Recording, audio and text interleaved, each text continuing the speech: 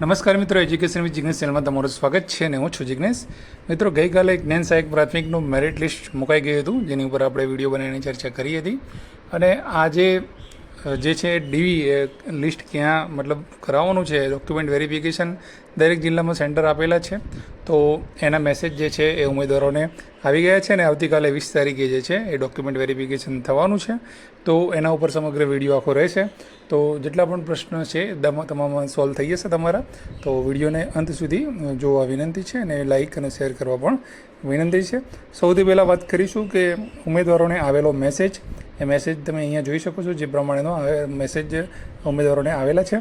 જ્ઞાન સહાયક પ્રાથમિક માટે તારીખ 20/6/2024ના રોજ ઉમેદવારોએ પસંદ કરેલ જિલ્લામાં ડોક્યુમેન્ટ વેરિફિકેશન કરવામાં આવશે, જેની યાદી પોર્ટલ પર પ્રસિદ્ધ કરવામાં આવે છે. તો આ રીતે જે છે એક મેસેજ જે છે એ વિદ્યા સમીક્ષા કેન્દ્રથી તમામ ઉમેદવારો જેટલા પણ ડીવીમાં છે એ તમામ લોકોને આવેલો હશે. તો મેસેજની અંદર એક પ્રશ્ન એવો થાય છે ઘણા ઉમેદવારોને કે સમય ક્યારે, તો અંદર મેસેજમાં સમય નથી લખેલો, પણ જે આપણે વેબસાઇટ ઉપર જે અપડેટ જોઈએ એના ઉપર તમને માહિતી મળી રહે છે. તો વેબસાઇટ ઉપરની જે અપડેટ છે એ અહીંયા તમે જોઈ શકો છો. વેબસાઇટની અપડેટમાં લખેલું છે કે જ્ઞાન સહાયક પ્રાથમિક માટે જે 20/6/26ના રોજ 9 કલાકે પસંદ કરેલ જિલ્લામાં વેરિફિકેશન કરવામાં આવશે. તો જે લોકોને સમયનો પ્રશ્ન હતો એ પણ જોઈ લેજો કે તમારો નંબર ગમે એટલો હોય, બરાબર, તમને મેસેજ આવ્યો છે તો તમારે 9 વાગે જે છે એ ત્યાં પહોંચી જવાનું છે. 9 વાગે તમે પહોંચશો અને ત્યાં જઈને તમને બધી ખબર પડી જશે કે શું છે. હવે ક્યાં જવાનું છે એની વાત કરીએ તો વેબસાઇટ ઉપર તમે જોશો તો જમણી બાજુ નીચે જે છે એ જિલ્લાવાર ડોક્યુમેન્ટ વેરિફિકેશન કેન્દ્રોની યાદી આપવામાં આવેલી છે. તો એ તમે પીડીએફ ખોલશો તો આ પ્રકારેનું તમને જે છે જોવા મળશે કે જેની અંદર જિલ્લાનું નામ લખેલું છે.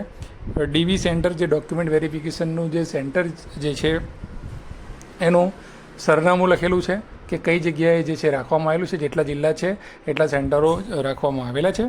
અહીંયા સંપર્ક અધિકારીનું નામ આપવામાં આવેલું છે અને કચેરીનો ફોન નંબર પણ આપવામાં આવેલો છે. જો તમને સ્થળ શોધવામાં તકલીફ પડે છે અથવા બીજો કંઈ પણ કોઈ પ્રશ્ન હોય તો કચેરીના નંબર ઉપર તમે કોલ પણ કરી શકો છો. અને જે આ અધિકારીનું નામ જે લખ્યું છે તમારે જે તે જગ્યા ઉપર સ્થળ પર જઈને આ અધિકારીને પહેલાં પકડવાના છે, એટલે કે શોધવાના છે. અને ત્યાં હશે એ લોકો અને બધી વ્યવસ્થા કરેલી હશે, ત્યાં લિસ્ટ પણ લગાવેલા હશે. જે પણ જિલ્લાના જેટલા પણ ઉમેદવારો છે તમામનું લિસ્ટ લગાવેલું હશે, તમામનો મેરિટ નંબર ક્રમ સાથે બધું લખેલું જ હશે. એટલે એમાં તમને ખ્યાલ આવી જશે કે તમારો નંબર જે છે એ કેટલામો છે અને વારાફરતી બધાનો નંબર એ પ્રમાણે જિલ્લામાં આવશે. તો આ જે છે એ વેબસાઇટ ઉપર આટલી માહિતી આપવામાં આવી છે. હવે આગળ વાત કરીએ કે ડોક્યુમેન્ટ વેરિફિકેશન છે તે આ ડોક્યુમેન્ટ કયા લઈ જવા, કયા ડોક્યુમેન્ટ તમારે લઈ જવાના છે, ખાસ ડોક્યુમેન્ટ એની વાત કરી લઈએ. ફરીથી એકવાર તમે જે અપલોડ ડોક્યુમેન્ટ કરેલા છે, જ્યારે પણ તમે ફોર્મ ભર્યું એ વખતમાં તમે અપલોડ કરેલા જ છે, છતાં પણ ફરીથી એકવાર આપણે આ વિડીયોમાં જોઈ લઈએ કે આટલા ડોક્યુમેન્ટ જે છે એ ખાસ તમારે લઈને જવાનું છે, એ ડોક્યુમેન્ટમાં ભૂલ ના પડે.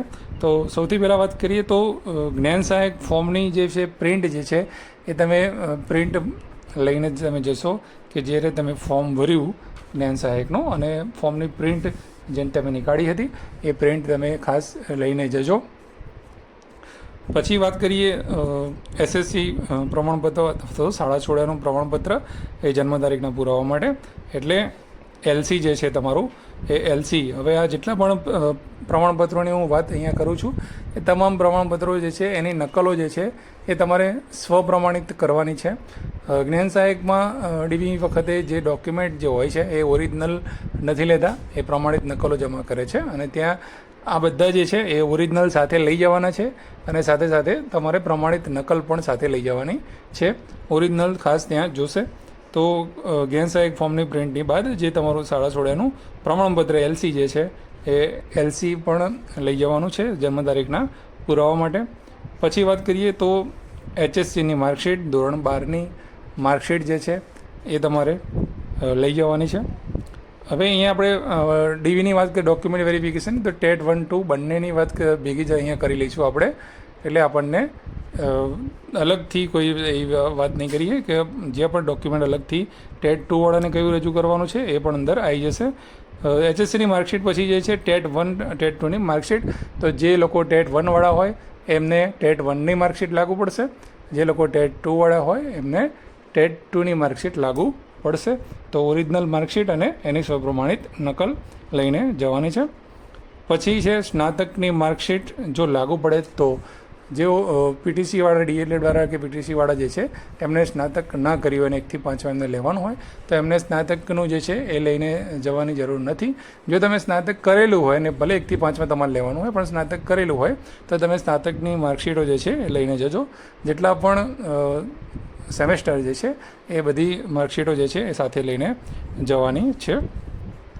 એના પછીની વાત કરીએ DLED અથવા તો B.Edની માર્કશીટ જે છે એ તમારે લઈને જવાની છે. તો બંને વર્ષની માર્કશીટ જે છે DLEDની એ બંને વર્ષની માર્કશીટ અને એની પ્રમાણિત નકલો એ તમારે સાથે લઈને જવાનું રહેશે.